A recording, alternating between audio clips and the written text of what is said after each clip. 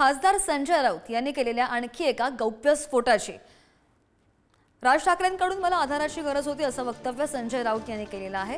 तुरुंगामध्ये गेल्यावर किमान एकदा तरी चौकशी करतील अशी अपेक्षा होती, मात्र तसं झालं नाही। नरकातला स्वर्ग पुस्तकातून राऊतांनी अशी खंत व्यक्त केली आहे। राजकीय मार्ग वेगळे, मात्र राज आणि माझ्यामध्ये नेहमीच जिव्हाळ्याचं नातं आहे असं सुद्धा राऊत यांनी म्हटलेलं आहे। मी तुरुंगात गेल्यावर माझ्या घरी किमान एकदा फोन करून चौकशी करतील अशी अपेक्षा होती, मात्र तसं झालं नाही असं सुद्धा या पुस्तकामध्ये त्यांनी लिहिलेलं आहे। राजसाहेब ठाकरेंनी फोन करायला पाहिजे होता, आमची जुनी मैत्री। ही कुठली जबरदस्तीची वन साइडेड मैत्री?